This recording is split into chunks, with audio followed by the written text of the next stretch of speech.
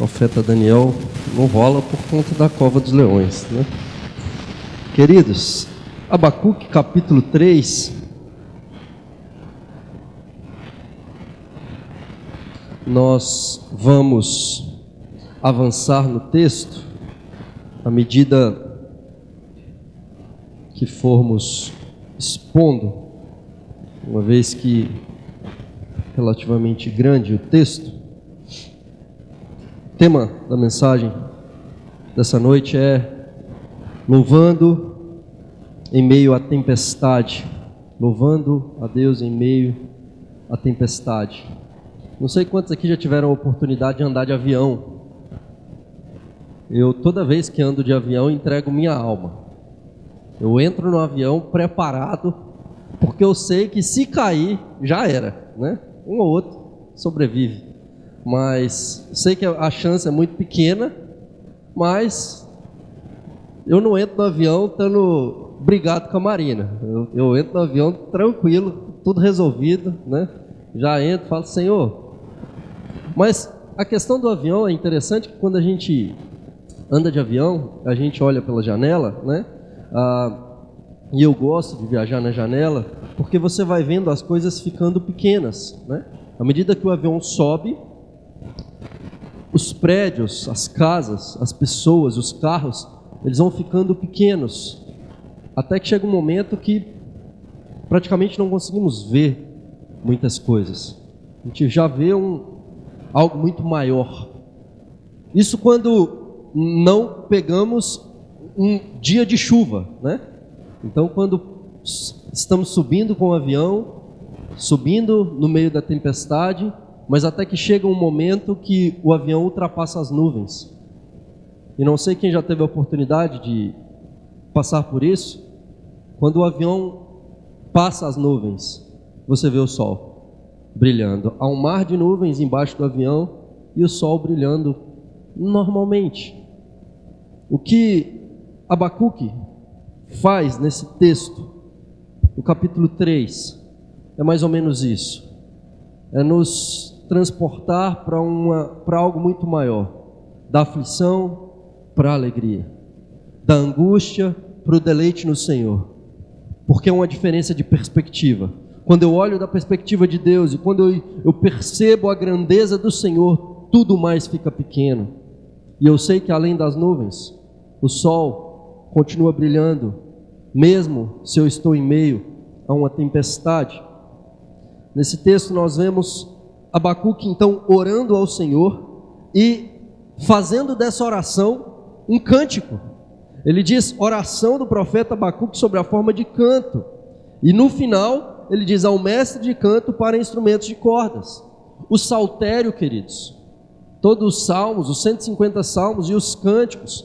Moisés, ele elabora um cântico para ser cantado em Israel, para ser ensinado aos filhos, e Abacuque também agora elabora esse cântico para que fosse cantado pelas gerações em Judá, para que eles decorassem.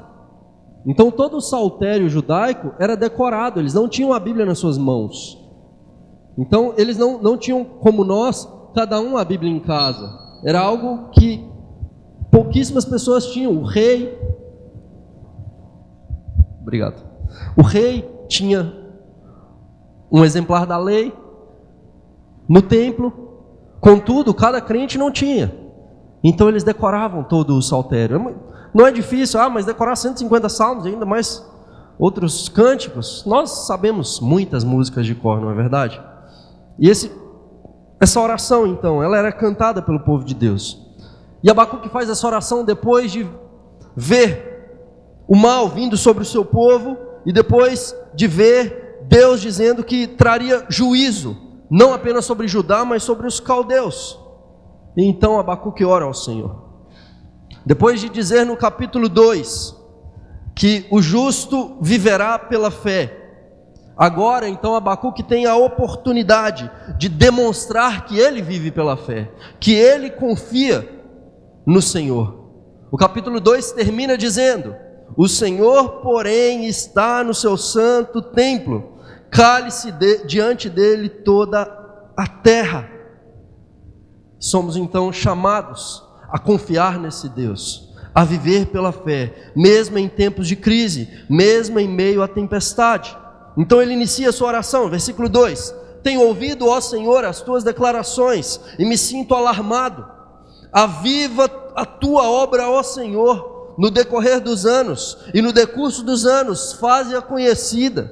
Na tua ira, lembra-te da misericórdia. A primeira coisa que aprendemos nessa oração de Abacuque, nesse louvor em meio à tempestade, é que diante da crise, nós devemos nos humilhar diante da mão do Senhor. Diante da crise, nós devemos nos humilhar diante da mão do Senhor. Ele diz: tenho ouvido, ó Senhor, as tuas declarações. Os seus ouvidos estão abertos.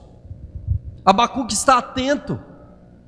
Enquanto o povo de Judá não dá ouvidos à voz de Deus, à lei do Senhor, e mal sabe que o juízo virá sobre eles, Abacuque tem seus ouvidos abertos para o Senhor, e ele não apenas está ouvindo. O texto faz questão de mostrar a reação de Abacuque diante daquilo que ele está ouvindo. Ele diz: eu me sinto alarmado. Eu me sinto alarmado diante daquilo que eu tenho ouvido do Senhor. Qual reação nós temos tido, queridos, diante da palavra do Senhor? Alarmado aqui quer dizer aterrorizado. Ele está temeroso. Uma possível tradução seria: ele está em uma profunda reverência. Ele não está em uma posição confortável, ele não está tranquilo. Ele ouve essas palavras e ele teme, porque ele sabe que ele está diante de um Deus que é santo. Ele olha para o Senhor e sabe que ele não merece a misericórdia, tampouco o povo do Senhor. Diante da santidade de Deus, nós percebemos o tamanho do nosso pecado. Abacuque não está confortável, mesmo sendo um homem justo, mesmo sendo um homem fiel. Nós somos chamados a sair da nossa zona de conforto, queridos, a nos aproximar da palavra de Deus e de fato perceber que somos pecadores e carecemos da graça e precisamos buscar mais a face de Deus, nos colocarmos mais perante o Senhor. E então ele clama, ele suplica ao Senhor: aviva a tua obra, aviva a tua obra, ó Senhor, no decorrer dos anos, faze-a conhecida.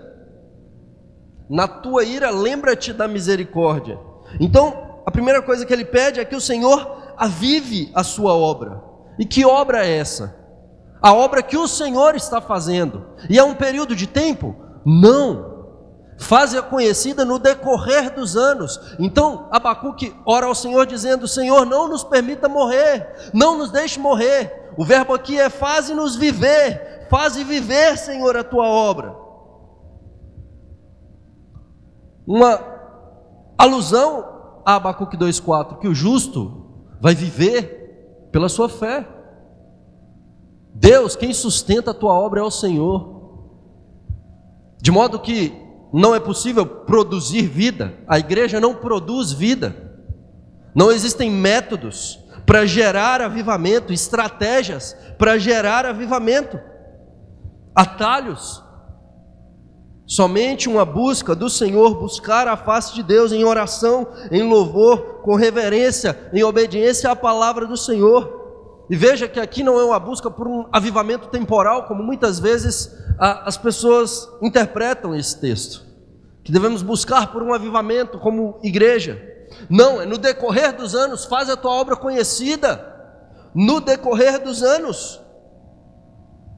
Não é algo que se trata da nossa geração, não é algo que se trata de nós, porque nós queremos viver algo grandioso, porque nós queremos ter grandes experiências sobrenaturais. Não, o desejo é que o nome de Deus seja glorificado por meio da sua igreja, ao longo da história, que Cristo seja exaltado.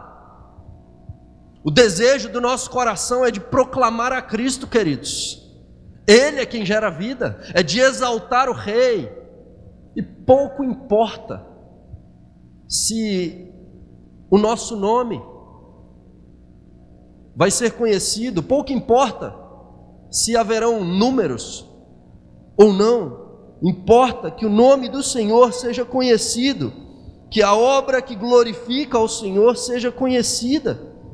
Deus não está preocupado com um momento, Deus se importa em terminar a obra que Ele começou. Ele vai completar a obra que Ele começou, essa obra de regeneração no meio do seu povo, obra que leva a uma vida santa, que leva à obediência. E por isso, Abacuque diz: na tua ira, lembra-te da misericórdia. Na tua ira, Senhor, lembra-te da misericórdia. A obra de Deus está totalmente baseada tanto na ira de Deus quanto na misericórdia de Deus. O Deus que simplesmente não pode ignorar a sua ira, mas também é rico em exercer misericórdia. A palavra ira que Abacuque utiliza aqui, rogetz, acontece só 7 vezes em todo o Antigo Testamento, 5 delas no livro de Jó, sempre relacionadas a perturbação, inquietação, um trovão vindo da parte do Senhor, ira, como que Deus reage frente ao mal. Deus não pode ignorar o pecado. Contudo, a palavra zakar, lembra-te, faz alusão a se lembrar da sua aliança.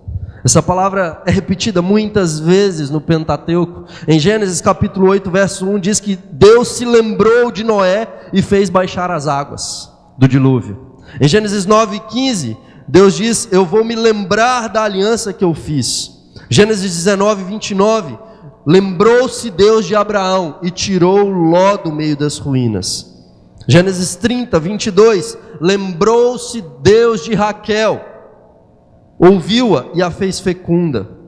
Sempre relacionada à aliança, à descendência do povo, à preservação do povo de Deus. Êxodo 2:24 e 6:5, ouvindo Deus o seu gemido, lembrou-se da sua aliança com Abraão, com Isaac, com Jacó. Deus vê o sofrimento do seu povo e se lembra da sua aliança.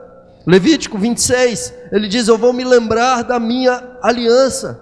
Abacuque então pede que o Senhor se lembre da sua aliança com o seu povo, que não é por conta dos méritos da nação de Judá, mas pelas misericórdias do Senhor. A palavra misericórdia aqui é a palavra raham, que quer dizer amor, compaixão, e essa raiz significa ventre, porque o ventre para o judeu é o lugar das emoções. Normalmente ventre, órgãos internos, rins, é o lugar dos sentimentos, e coração, o lugar dos pensamentos, da razão. Então ele diz: Senhor, lembra-te do teu amor paternal, da tua compaixão para conosco, da afeição terna que o Senhor tem. Seja movido pela tua misericórdia, não nos puna como nós merecemos, antes age com graça. Essa palavra é extremamente repetida no livro de Isaías, no contexto da volta do povo do exílio, de Deus agindo na restauração do seu povo, porque Ele ama, porque Ele tem esse amor, esses ternos afetos, essa compaixão do seu povo. Dos versos 3 até o verso 15, nós temos um segundo ponto. O primeiro, então, diante da crise, nós devemos nos humilhar diante da mão do Senhor. Em segundo lugar, diante da crise, nós devemos nos lembrar dos gloriosos feitos do Senhor. Então Abacuque, ele se lembra, uma vez que ele clama para que o Senhor se lembre da sua aliança, agora então ele se lembra dos gloriosos feitos do Senhor, porque Deus se lembra da sua aliança, mas Ele exorta o seu povo a se lembrar também. Deus é quem faz o pacto conosco e diz: vocês também têm que cumprir as cláusulas do pacto. Em Êxodo 13:3, Deus diz: lembrai-vos deste mesmo dia em que saíste do Egito, a mesma palavra. capítulo 20, verso 8, quarto mandamento: lembra-te do Shabá, do dia de descanso, para o santificar. Vocês precisam se consagrar a mim. Lembre-se disso, prepare-se para isso. Em Números 15, 39 e 40, Deus diz: para que vos lembreis de todos os mandamentos do Senhor e os cumprais. Deuteronômio 7, 18, lembrar-te-ás do que o Senhor teu Deus fez. 8:2, recordar-te-ás de todo o caminho pelo qual o Senhor teu Deus te guiou. Então, olha, se lembre do caminho que o Senhor teu Deus te guiou. E o que Abacuque está fazendo é justamente cumprir o que diz Deuteronômio 8. Lembra do que o Senhor fez por vocês. E agora então ele começa a se lembrar daquilo que o Senhor fez, de quem o Senhor é e daquilo que o Senhor fez pelo seu povo. Ele diz: Deus vem de Temã, e do monte Parã vem o santo. A sua glória cobre os céus, e a terra se enche do seu louvor. O Senhor vem de Temã e vem do monte Parã. Ele mostra, o profeta então ele mostra os passos pelos quais Deus guiou o povo de Israel do deserto à posse da terra. São os extremos da jornada, os limites da jornada de Israel no deserto. Temã normalmente é associada com Edom. Nós temos isso em Obadias 9, em Amós capítulo 1, verso 12. E Parã, uma área do deserto, na região do Sinai.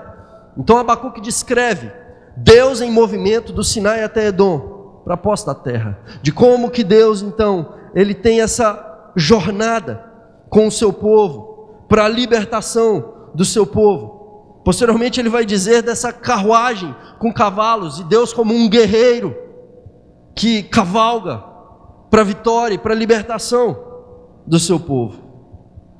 Verso 4 ele diz: o seu resplendor é como a luz, raios brilham da sua mão, e ali está velado o seu poder. Adiante dele vai a peste, a pestilência, e a pestilência segue os seus passos. Deus é luz, Deus é glorioso, Deus é poderoso, e Ele é quem liberta o seu povo da escravidão, quem manda pestes ao Egito, é quem tem todo o poder. Lembrai-vos dos feitos gloriosos do Senhor, confie nele, que te liberta apesar do seu pecado, o Deus que se lembra da tua aflição, o Deus que se levanta em favor daqueles que Ele ama, que Ele tem ternos afetos de misericórdia. Ele para e faz tremer a terra, verso 6, olha e sacode as nações, esmigalham-se os montes primitivos, os outeiros eternos se abatem, os caminhos de Deus são eternos. Diante do caráter santo de Deus, a terra treme. Diante do juízo do Altíssimo, nada permanece de pé. As nações são sacudidas, os montes são esmigalhados. Os caminhos eternos, os outeiros eternos se abatem diante do Senhor, do caminho do Senhor. Diante de quem Deus é. Deus julgou o Faraó. Deus é quem iria julgar a Assíria, a Babilônia. Diante dele as nações tremem, porque ele é o justo juiz. E então o verso 7, ele faz alusão a isso, dizendo: vejo as tendas de Cusã em aflição, os acampamentos da terra de Midian tremem. Aqui ele faz uma alusão aos inimigos de Deus. Cusã, um lugar na Arábia, na região da Mesopotâmia ali, e é citado em Juízes capítulo 3, versos 8 a 11, como Cusã Refataim, se não me engano, que é quando é o primeiro opressor de Israel, no contexto da terra prometida já. E Midian é o povo inimigo de Deus que paga para Balaão para poder amaldiçoar o povo de Deus. Então são os inimigos do povo de Deus, aqueles que querem fazer Israel tropeçar. Eles serão julgados e eles estão em aflição diante desse Deus. Aqueles que afligem o povo de Deus agora diante do santo de Israel tremem, estão aflitos. Verso 8: acaso é contra os rios, Senhor, que estás irado? É contra os ribeiros a tua ira, ou contra o mar o teu furor? Já que andas montado nos teus cavalos, nos teus carros de vitória, tiras a descoberto o teu arco, e farta está a tua aljava de flechas. Tu fendes a terra com rios, os montes te veem e se contorcem, passam torrentes de água, as profundezas do mar fazem ouvir a sua voz, e levantam bem alto as suas mãos. O sol e a lua param nas suas moradas, ao resplandecer a luz das tuas flechas sibilantes, ao fulgor do relâmpago da tua lança. Agora nós vemos uma carruagem do Senhor, um carro de guerra. Deus é um guerreiro que vem triunfante sobre toda a criação para salvar o seu povo. Ele fala sobre os rios, o mar. Diz que o Senhor fende a terra, que os montes se contorcem, o sol e a lua param diante da majestade do Senhor. Nada na criação se compara à glória do Senhor. Deus é quem sai para salvar o seu povo e quem sai para salvar o seu ungido. Verso 12, ele diz: na tua indignação marchas pela terra, na tua ira calca aos pés as nações. Tu sais para o salvamento do teu povo, para salvar o teu ungido. Feres o telhado da casa do perverso e lhes descobres de todo o fundamento. Traspassas a cabeça dos guerreiros do inimigo com as suas próprias lanças, as quais como tempestade avançam para me destruir. Regozijam-se como se estivessem para devorar o pobre às ocultas. Marchas com os teus cavalos pelo mar, pela massa de grandes águas. O Senhor vem como um guerreiro para salvar o seu povo, que é chamado aqui de um ungido do Senhor. A palavra hebraica Messiah, onde vem Messias, o ungido. Deus liberta o seu povo, ao mesmo tempo que nós vemos a ira do Senhor. Nós vemos que a indignação do Senhor contra o pecado, o cálice da ira de Deus transbordando, e esse cálice da ira, então, ele será derramado sobre as nações, esse cálice será derramado sobre os inimigos. E agora nós temos Deus derramando o cálice sobre os ímpios, sobre aqueles que não creem, e o cálice que é derramado para salvar o povo de Deus é sorvido pelo Senhor Jesus, o Messias que viria. Ele é quem bebe o cálice da ira de Deus até a última gota, para que o povo de Deus, que era merecedor do juízo, capítulo 1 vai dizer isso. Nós somos pecadores, nós não merecemos a misericórdia, a salvação, mas o Messias viria para trazer salvação para nós. Ele vence o maior inimigo, ele traspassa o pior inimigo do povo de Deus, a morte e o pecado. Ele vence para nos dar vida, para trazer redenção a nós. Deus é o responsável pela destruição do mal e pela salvação e redenção do seu povo. Ele marcha triunfante, nada pode pará-lo, tudo se trata da glória dele, e nós somos conquistados por ele. Por fim, o texto termina mostrando que diante da crise nós devemos nos alegrar no Senhor. A situação não mudou. Abacuque vê o mal vindo, ele diz: ouviu, e o meu íntimo se comoveu.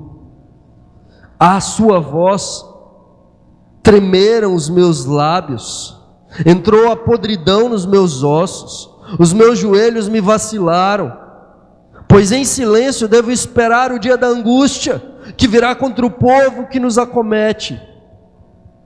O dia mau viria. Abacuque sabe que as coisas não estavam boas, que o juízo viria tanto sobre Judá quanto sobre os caldeus. Mas quando esse juízo viria sobre os inimigos do povo de Deus, sobre a Babilônia? Quando, Senhor? Então eu espero em silêncio, os meus joelhos vacilam, tremem, Eu estou desesperado, o que devo fazer então? Então entramos no verso 17. Ainda que a figueira não floresça, nem haja fruto na vide, e o produto da oliveira minta, e os campos não produzam mantimento, as ovelhas sejam arrebatadas do aprisco, e nos currais não haja gado, todavia eu me alegro no Senhor, exulto no Deus da minha salvação. Ainda que a figueira não floresça. A partícula que ele usa aqui, que é traduzida como ainda aqui, é o que no hebraico, quer dizer porque, pois. Pode ser traduzido como uma partícula condicional, se. Mas a ideia aqui é de que vai acontecer. A guerra vai deixar a terra assolada. E justamente porque o povo abandonou o Senhor, porque houve a quebra da lei do Senhor, porque os valores são extintos, os valores do reino de Deus abandonados, isso traz improdutividade à terra, isso traz esterilidade à terra. É disso que se trata as maldições da quebra da aliança. Abacuque sabe que isso aconteceria, e ele diz: ainda que a figueira não floresça. Ele faz alusão à figueira. Por quê? Porque para o judeu a figura da figueira é algo muito comum, não para nós aqui, mas para o judeu era. Lá em Mateus 24:32, o Senhor Jesus diz: aprendei pois a parábola da figueira, porque quando os seus ramos se renovam e as folhas brotam, ou seja, quando a figueira floresce, sabeis que está próximo o verão. Então, a primeira árvore que o judeu olhava, e quando ele via a figueira florescendo, ele sabia que o verão estava chegando. Era um sinal de esperança. O que Abacuque diz? Mesmo que não haja esperança, mesmo que não tenha nada visível que prove que o sol voltará a brilhar, a minha confiança está no Senhor, a minha alegria está em Deus. Mesmo que não haja o fruto na vide, mesmo que o produto da oliveira minta, que os campos não produzam, que os animais não estejam lá, uma completa carestia, falando de uma nação que vivia da agricultura e da pecuária, eram pastores de ovelhas, de gado, e produziam. Abacuque diz: ainda que não sobre nada, ainda que não tenhamos nada, ainda que percamos tudo, a minha alegria está no Senhor. Os recursos podem faltar, mas Deus não falta. A provisão pode faltar, mas não nos falta o provedor. Nós podemos confiar no Senhor. E se perdermos tudo, queridos, onde está a nossa esperança? O que fazer nos tempos de crise? O que fazer quando a tempestade deixa as circunstâncias ao nosso redor muito escuras, mesmo que os nossos olhos não possam ver? A nossa alegria está no Senhor, a nossa exultação está no Deus que nos salva. A nossa leve e momentânea tribulação produz para nós um eterno peso de glória. E se Deus não curar, e se a prosperidade não vier, e se o milagre não acontecer, e se a morte chegar, eu me alegro no Deus da minha salvação. Ele é quem me salva, a minha alegria está nele. A alegria do profeta não depende de circunstâncias, porque Deus é a sua rocha, a sua fortaleza.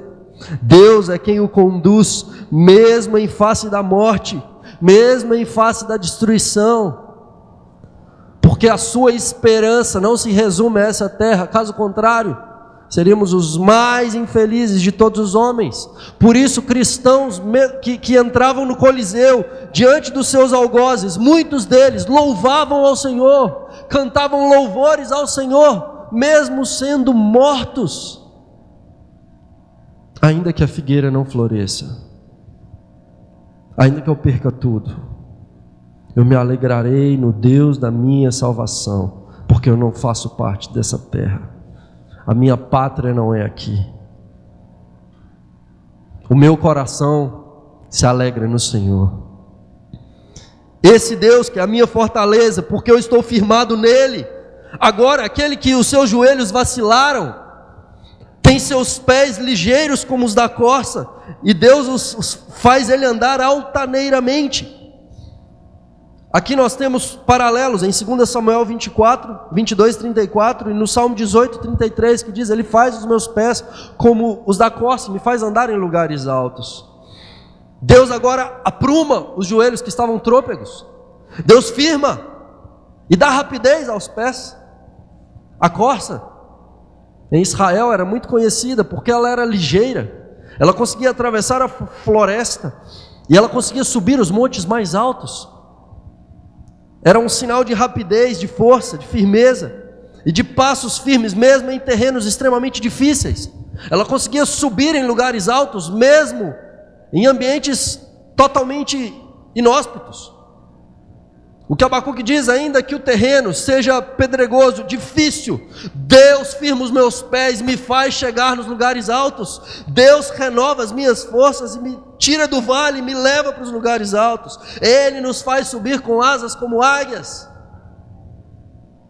Ele renova as nossas forças. Quanto maior a nossa privação, maior o nosso deleite no Senhor, maior a percepção de que nada nos falta porque Ele nos basta. Quero concluir com um rapaz, um amigo meu, seu nome é André Leandro.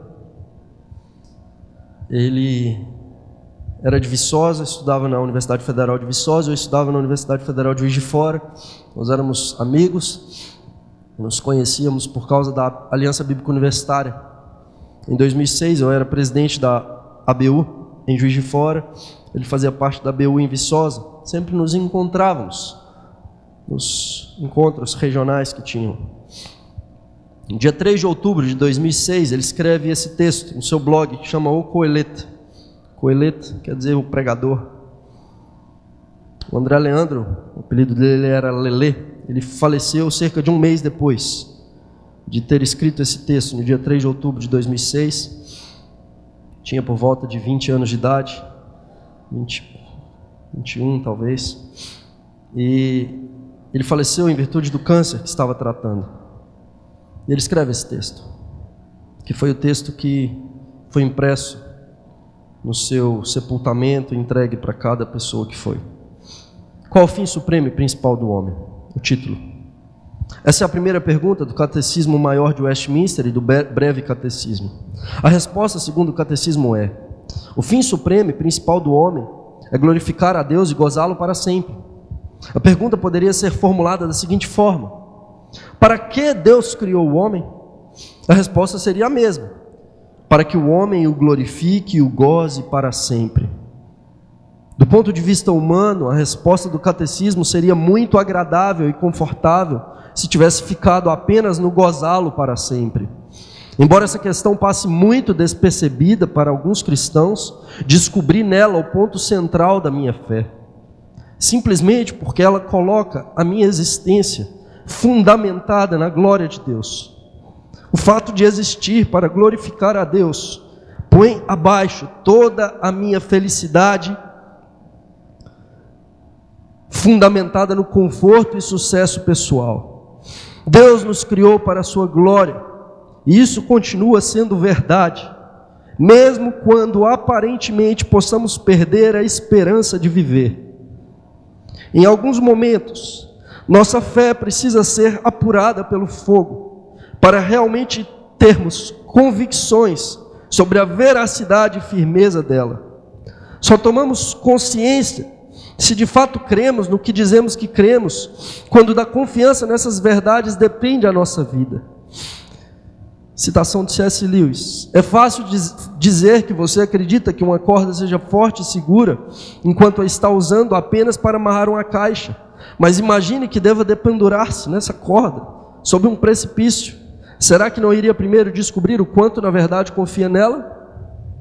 Aprender a glorificar a Deus em toda e qualquer circunstância é algo muito profundo e muito doloroso, quando as circunstâncias em que nos encontramos não são assim, digamos, tão favoráveis assim. Embora doloroso, assim e somente assim poderemos alcançar a plena felicidade. Plena, porque nem mesmo as circunstâncias ou o mundo caindo sobre as nossas cabeças são capazes de tirar o nosso gozo de glorificar a Deus. André Leandro. Que Deus nos ajude, queridos, a confiar no Senhor, que a nossa alegria esteja nele, ainda que a figueira não floresça, ainda que o produto da oliveira minta. Eu me alegrarei no Senhor, eu exultarei no Deus da minha salvação. Que Deus nos abençoe.